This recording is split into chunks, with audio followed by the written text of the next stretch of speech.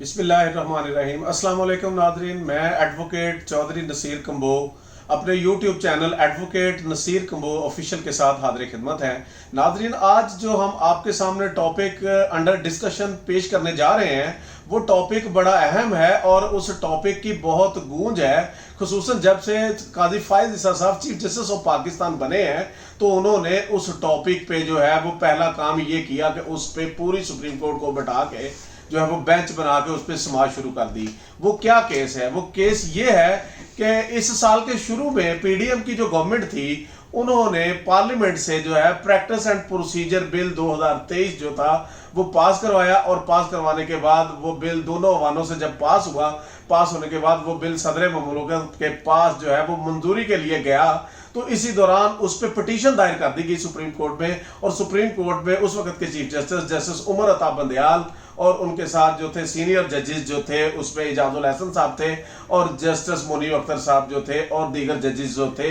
उन्होंने उस practice and procedure bill 2023 को कानून बनने से पहले ही उस पर हुक्म इम्तनाई जारी कर दिया। सबसे पहले तो हम आपको ये बताएंगे कि प्रैक्टिस एंड प्रोसीजर जो बिल है 2023 जिस पे सुप्रीम कोर्ट ऑफ पाकिस्तान ने हुक्म इम्तनाई जारी किया हुआ है वो है क्या, उसके अंदर क्या चीजें हैं। उसमें क्या था कि चीफ जस्टिस ऑफ पाकिस्तान जो है वो 184(3) में सो मोटो एक्शन लेते हुए आज खुद नोटिस लेते हुए किसी भी मामले पे वो मामले को टेकअप कर लेता था। ठीक है, उस मामले पे आज खुद नोटिस लेके खुद ही बेंच बना के जिसको वो मुनासिब समझे वो उस पे आज खुद नोटिस ले लेता था। उस इख्तियार को जो है वो जमहूरी तरीके से डिवाइड करने के लिए पार्लियामेंट ने वो इख्तियार चीफ जस्टिस ऑफ पाकिस्तान की बजाय वो इख्तियार जो था 3 जजेस चीफ जस्टिस ऑफ पाकिस्तान और उसके साथ 2 सीनियर जजेस जो थे उनको ये इख्तियार दे दिया गया। और इस इख्तियार के तहत, इस एक्ट के तहत ये सुजेस्ट किया गया कि चीफ जस्टिस ऑफ पाकिस्तान और सीनियर 3 जजेस जो हैं, एक तो सुप्रीम कोर्ट में केसेस का जो बेंचेस बनेंगे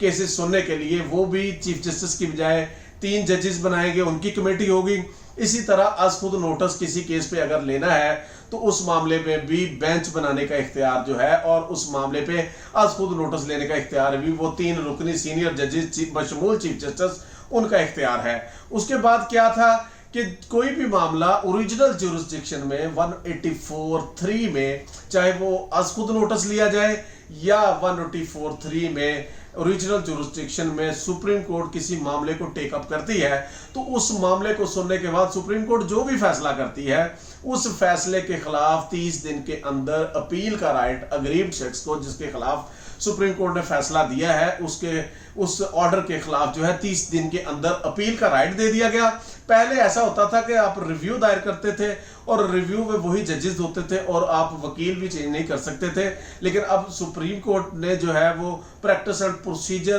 बिल 2023 के तहत जो है इसमें अपील की जो है वो प्रोवाइड कर दी गई है। और अपील जो है वो जितने जजेस ने वो मैटर सुना है तो उसकी अपील उससे ज्यादा जजेस का जो बेंच बनेगा वो सुनेंगे और उसमें वकील भी आपको नया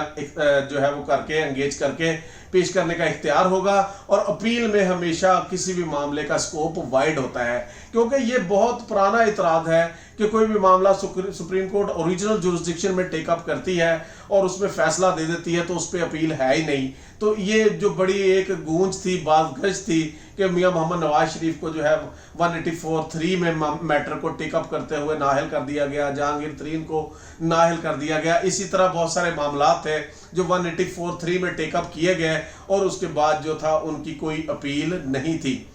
और इसी मामले में जो था अपील दे दी गई, सो मोटो एक्शन लेने का इख्तियार 3 जजों में डिवाइड कर दिया गया, बेंचेस बनाने का इख्तियार भी जो था कमेटी यानी 3 जजेस में डिवाइड कर दिया गया। और इसी तरह जो बड़ा दरीना मुतालबा था वकाला का कि ये जो रजिस्ट्री ब्रांचेस हैं सुप्रीम कोर्ट की चारों सूबों में, यहाँ केस दायर हो तो 6-6 महीने केस की समाअत नहीं होती, केस फिक्स नहीं होता। और ये वकीलों का मुतालबा था कि जो मामलात हैं उनकी फिक्सेशन होनी चाहिए, यहाँ पे पूरा साल बेंच अवेलेबल होना चाहिए और केसेस को सुनना चाहिए। और उसमें भी इस एक्ट में जो है यही सुजेस्ट किया गया है कि कोई भी केस दायर होगा तो 14 दिन के अंदर जो है वो उस केस की समाअत जो है वो यकीनन करार दे दी गई। तो ये सारी बातें थी, और इसके अलावा कोई भी कॉन्स्टिट्यूशनल मैटर जो है वो कॉन्स्टिट्यूशनल मैटर के लिए मिनिमम तादाद 3 या 3 से ज़्यादा जो है वो बेंच बनाया जाएगा, और वो बेंच कमेटी बनाएगी। तो मैं समझता हूँ कि इस एक्ट के अंदर चीज़ें बहुत अच्छी थी, और ये वो चीज़ें थी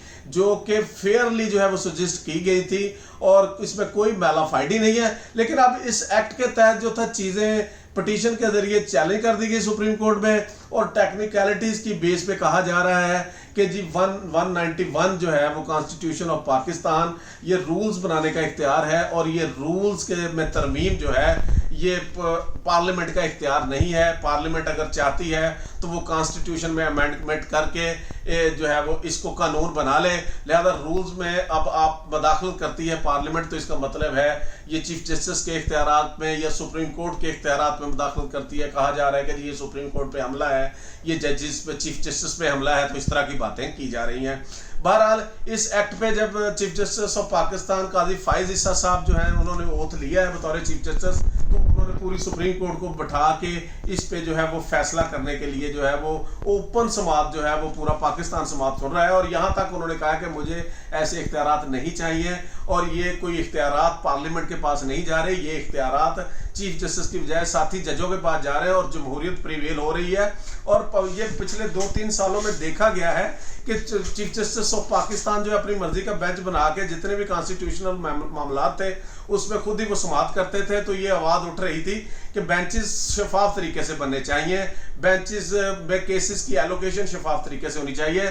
और ये जब मामला कमेटी को जाएगा, सीनियर जजेस को जाएगा, चीफ जस्टिस को जाएगा, तो मैं ये सोचता हूँ इसमें बहुत ज़्यादा किसी हद तक शफाफियत और तब्दीली आएगी। रही बात कि अब ये कानून बनाने के पीछे इंटेंशन क्या है, इंटेंशन तो यही है कि जो मसाइल है वो हल होने चाहिए। अब ये एक टेक्निकल मामला है कि ये इख्तियार जो है रूल्स बनाने का इख्तियार सुप्रीम कोर्ट का है, रूल्स में मदाखलत पार्लियामेंट नहीं कर सकती। बहरहाल अब इन चीज़ों का फैसला जो है वो अल्टीमेट तो कानून साजी का इख्तियार पार्लियामेंट का है, और कोई भी मामला जो है, कोई भी कानून है, उसको बनाने की फैक्ट्री या मशीनरी पार्लियामेंट है। और अगर पार्लियामेंट ने अच्छा कानून बनाया है और उसके फ़वाइद हैं, वो मुस्बत कानून है, तो मैं समझता हूँ टेक्निकलिटीज़ में जाके इस कानून को ओवर रूल नहीं करना चाहिए। क्योंकि जो पिटीशनर हैं, जिन वकला ने ये पिटीशनें दायर की हैं, वो वकला भी इस कानून के बारे में यही कहते हैं कि ये कानून में जो चीज़ें सुजेस्ट की गई हैं ये चीज़ें बिल्कुल ठीक हैं, लेकिन सुजेस्ट जो है वो जिस तरीके से की गई हैं